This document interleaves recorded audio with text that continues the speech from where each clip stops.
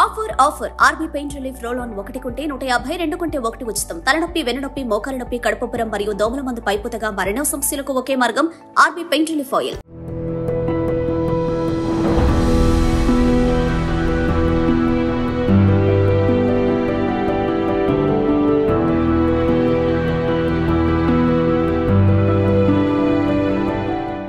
నమస్తే, welcome to in depth. నేను జానకి. దేశ విదేశాల్లో జరిగే తాజా అంశాలను లోతుగా విశ్లేషించే ఇన్డెప్త్ కార్యక్రమానికి స్వాగతం. ఒకసారి ఆ మహాపురాణ గాథను దగ్గరగా పరిశీలించి చూడండి. ఎన్నో ఆశ్చర్యం కొలిపే విషయాలు బయటకొస్తాయి. అందులో కరుణ ఉంది, అంతులేని ప్రేమ ఉంది, అంతకన్నా ఎక్కువగా బాధ్యత, ధర్మం ఉంటుంది. ఎప్పుడో త్రేతాయుగ కాలంలో జరిగిన శ్రీరాముడి పాలన గురించి, రామరాజ్యం గురించి నేటికి మనం చెప్పుకుంటున్నామంటే రాముడి గొప్పతనాన్ని అర్థం చేసుకోవచ్చు. కొందరు చెప్తూ ఉంటారు, రాముడు ఒక మంచి రాజు, ఆయన ప్రజలను ధర్మబద్ధంగా పాలించారు, అందులో విశేషం ఏముంటుంది అని. కానీ ఆయన రాజుగా మారేందుకు ఎన్నో కష్టాలను అధిగమించారు. ఒక భర్తగా, ఒక అగ్రజ సోదరుడిగా, ఓ కుమారుడిగా, చివరకు అయోధ్యను పాలించిన రాజుగా ఎదిగేందుకు అపారంగా కష్టాలు అనుభవించారు. ఎంతో మానసిక వేదన అనుభవించారు. మానవ విలువలను పాటిస్తూ ప్రపంచంలో ప్రతి ఒక్కరికి తన ద్వారా ఏదో ఒక సందేశాన్ని అందించేలా చేయగలిగారు.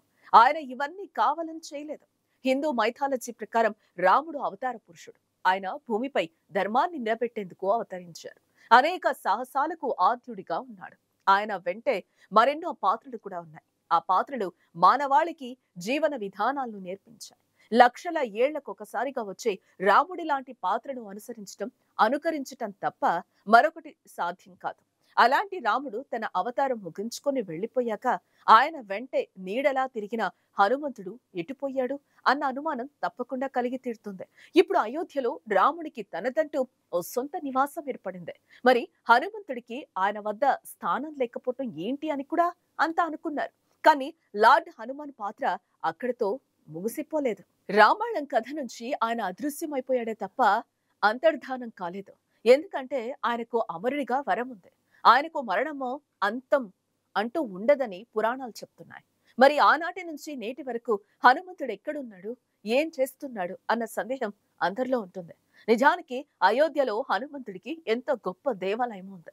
ఆ దేవాలయంలో హనుమంతుడి పర్మిషన్ తీసుకుంటేనే రాముడి దర్శనానికి అర్హత కలుగుతుందని భక్తుల నమ్మకం.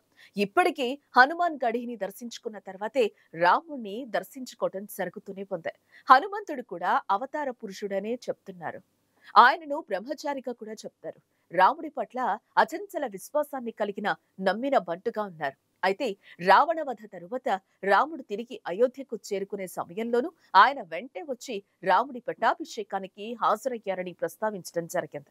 ఆ తర్వాత ఆయన కనిపించకుండా పోయాడు. ఈ విషయంపై పురాణాలలోనూ పలు వివరణలు ఉన్నాయి. వీటిలో 4 వివరణలు ఆసక్తికరంగా ఉంటాయి. మొదటి థియరీ ప్రకారం చూస్తే ఆయన రాముడి అవతారం పూర్తయి తిరిగి తన స్వస్థలమైన వైకుంఠానికి వెళుతున్నారు. ఆయన భౌతికంగా అక్కడే రాజుగా పరిపాలించిన విష్ణు భగవానుడిగా వైకుంఠం వెళ్లిపోక తప్పదు.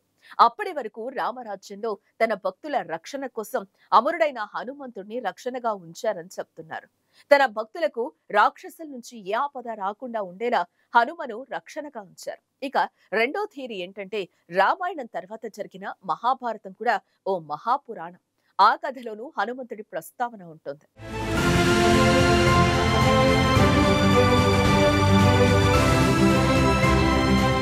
ఓ సందర్భంలో ద్రౌపది భీముణ్ణి కోరిన ఓ ప్రత్యేక పుష్పాన్ని తీసుకొచ్చేందుకు లంకలోని అడవికి వెళతాడు.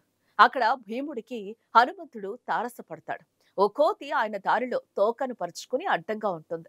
తన రాకను ఇలా తోకతో అడ్డుకోవడం భీముణ్ణి కోపోద్రిక్తుణ్ణి చేస్తుంది.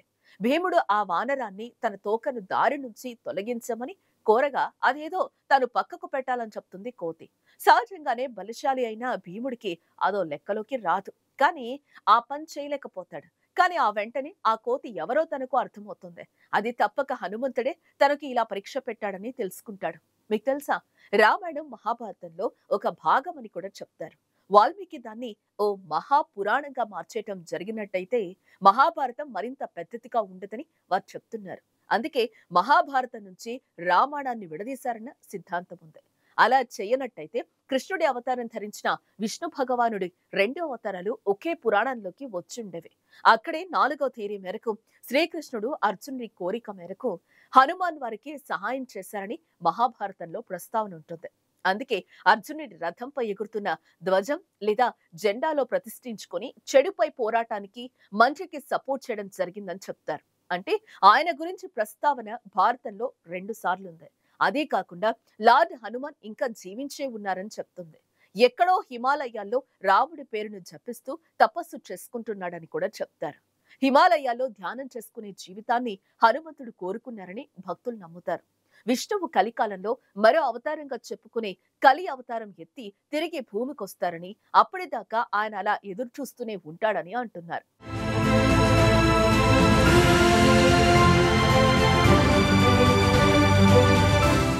హనుమంతుడికి సంబంధించిన విషయాలపై ఈ ప్రస్తావనలే ఆధారాలుగా ఉంటాయి. నిజానికి హనుమంతుడు అనగానే ఓ నమ్మకం, విశ్వాసం, బలం, విజయానికి సంకేతంగా ఉంటాయి. సవాళ్లను ఎదుర్కొనేందుకు ధైర్యం అందించే పేరుగా చూస్తారు.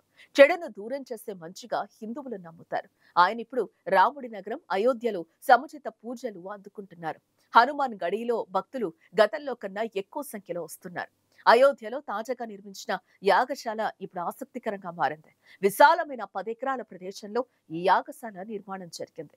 అయోధ్య వీధుల నుంచి వెళుతున్నప్పుడు ప్రవేశం వద్దే దీని ఏర్పాటును పూర్తి చేశారు. రంగులు పూసి అందమైన అలంకారాలు చేశారు. ఇక్కడ లోక కళ్యాణం కోసం జరగబోయే యాగాలు, యజ్ఞాలలో పాల్గొనేందుకు భక్తులకు ప్రవేశం ఉచితంగానే ఉంటుంది. ఇక్కడ ఒకేసారి వందల సంఖ్యలో జంటలు యజ్ఞంలో పాల్గొనేందుకు అవకాశం ఉంటుంది. ప్రస్తుతం అయోధ్యలో ఈ నిర్మాణం అందరినీ ఆకట్టుకుంటోందనే చెప్పుకోవాలి.